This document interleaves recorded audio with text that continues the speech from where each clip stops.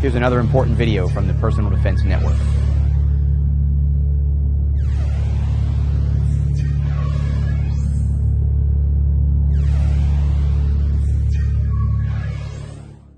The steps for going through a presentation while seated are going to be very similar to a presentation while we're standing. Of course, we're going to start with recognition of the threat.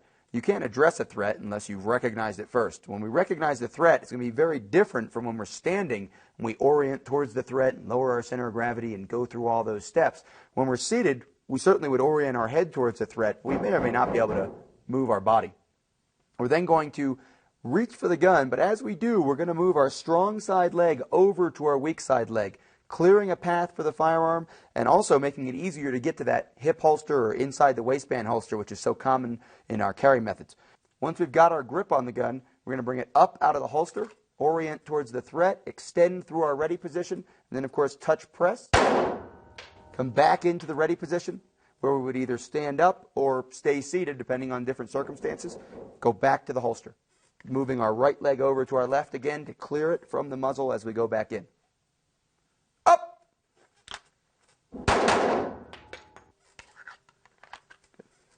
Up!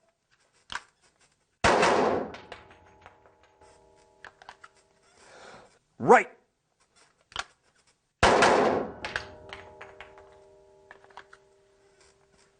Left!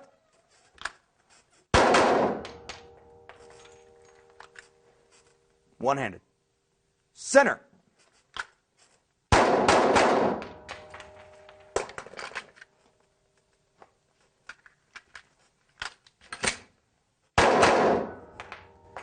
As you can see, using the chair to rack the slide on those one-handed reloads may be the most convenient thing you can do in this position also.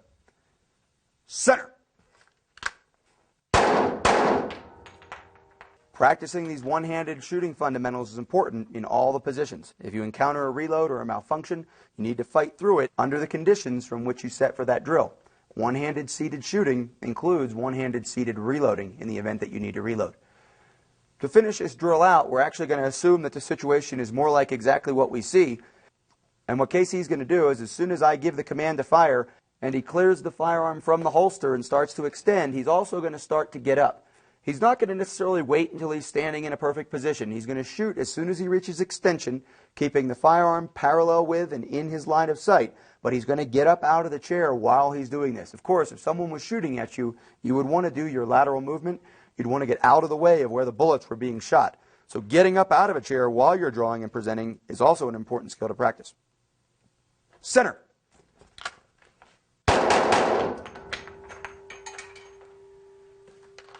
Excellent. Seated shooting is an important part of shooting in unorthodox situations. Now we've got a situation where the chair actually has arms. It's going to be a little harder to get in, but the principles, of course, are exactly the same. It may actually be easier to get up out of a chair with arms, but it's not going to be as easy to draw the firearm while you're seated. The presentation steps are going to be exactly the same. We're going to recognize, we're going to reach back and grip, and as we do, we're going to move our strong leg over towards our weak. We're going to bring the firearm up, extend through the ready position, touch and press. Again, we bring the firearm back into the ready position or get up out of the chair. In this case, we're going to have Jeremiah stay in the chair and go through several iterations of multiple shot drills on the right, left, and center, including reloads. Two-handed. Center!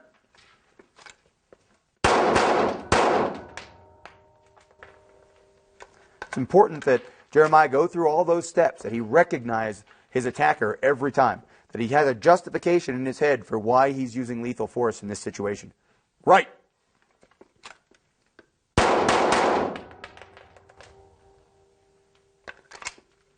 Right.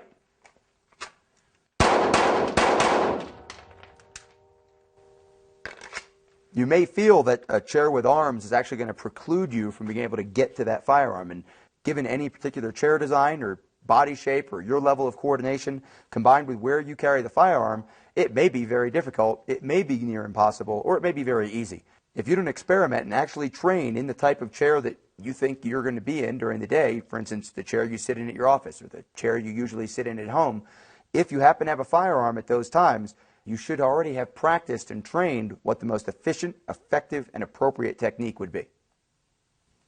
After standing and sitting, The next most likely situation you may have to shoot from would, of course, be from the ground. There are a variety of positions you could end up in while you're on the ground, but of course the fundamentals of extend, touch, press are still going to apply. You want to keep the firearm extended in your line of sight, parallel with your line of sight, touch the trigger and press the trigger, using balance of speed and precision principles to decide whether you're shooting intuitively or with mechanical shooting principles to make sure that you get a hit that significantly affects the target's ability to present a lethal threat.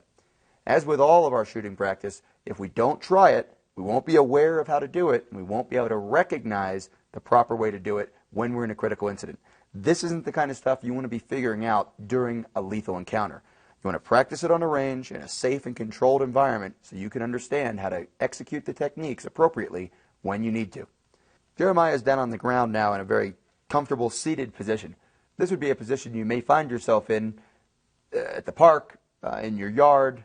Probably not one that you would fall into or one that you would encounter in the middle of a critical incident, but it may be one where a critical incident begins. Because of the position of the legs, it's not going to be as easy as it was before to move our strong side leg towards our weak side leg so that we can clear and bring our firearm up without covering our own leg with the muzzle. What we're going to do instead this time is use that crossing technique that we learned for shooting to the weak side from a seated position by coming up, orienting the muzzle parallel to our thighs, and crossing to the center so that we can extend, touch, and press. Jeremiah is going to execute those commands now, step by step. Recognize, grip, up, orient parallel with the thigh and across, extend, touch, press. And back into the ready position. And holstering the same way. Parallel with the thigh, back into the holster. One thing I want to point out. Jeremiah, you'll come back to the ready position safely. It's not necessary to bring the firearm way out here around the leg like we see several people doing on the ranges. Go ahead and demonstrate the wrong way. Bring it way out around the leg. It's inefficient. It's inconsistent with our normal holstering procedure. Come back to the ready position. And what we're going to want to do instead is keep the firearm very close to us, parallel with our thigh, directly over, sideways, and then down into the holster. This is much more consistent with our standard holstering technique, and we want to make sure that we're as consistent as we can be because that's what leads to better efficiency in our firearms handling. It's important whenever you practice a new technique that you do it slow and step by step. But once you understand the individual components of the technique, you can go ahead and speed it up. Center.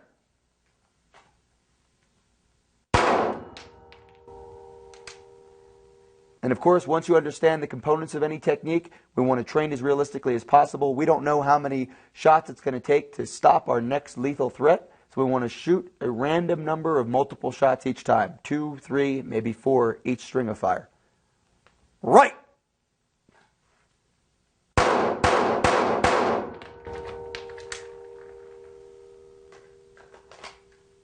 Left.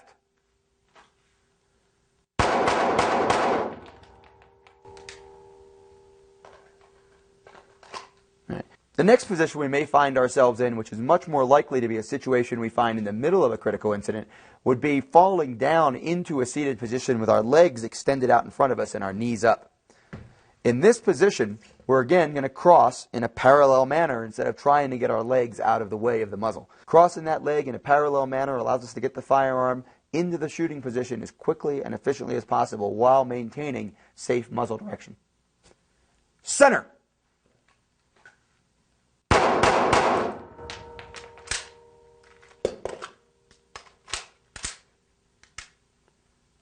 And as always, being able to handle all of our firearm skills in any position we may be shooting is vitally important. Left.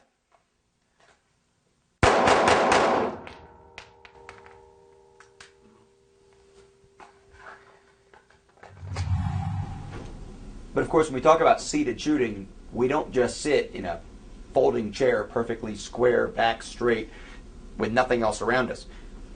This may be the position we're in when we realize we need to use a firearm to defend ourselves or others.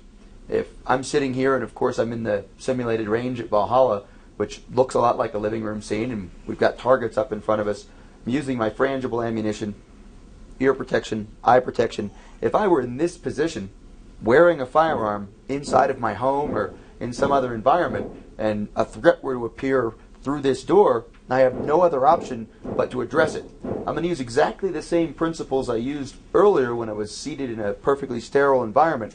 I'm going to make sure that my right knee comes over towards my left. I'm going to clear my hip, draw, come across parallel with my thigh, extend, touch, press, come back into the ready position. As soon as I reach extension, I'm shooting. That's key. As soon as that firearm is extended directly in my line of sight and parallel with my line of sight, wherever I am in that process of moving, I'm going to shoot. As I can, I'm going to do my lateral movement, and then of course when the shooting's over, I'm going to come back into my ready position. If the target had been coming through this side of the room, and again I was in this position, it'd be very easy to recognize, react, draw, extend, and again come back into a ready position after having moved offline. Similarly, if someone in the room that I was with presented themselves as a threat across from me, I may or may not move. We're going to go a little faster this time, let you see exactly how the reaction would be if someone in the couch across from me were to stand up and present a threat. The key to being prepared to shoot while you're seated is understanding that basic principle of clearing your strong side leg so that you're not covering yourself and then extending parallel to the thigh. Again, seated in a couch with deep cushions, it may not be as easy to get up and get off the couch for a lot of people. So we're simply going to stay here and shoot as fast and as efficiently as we can to end the threat. We may not be able to get up and out of this kind of a couch situation. Check out more videos just like this one at the Personal Defense Network.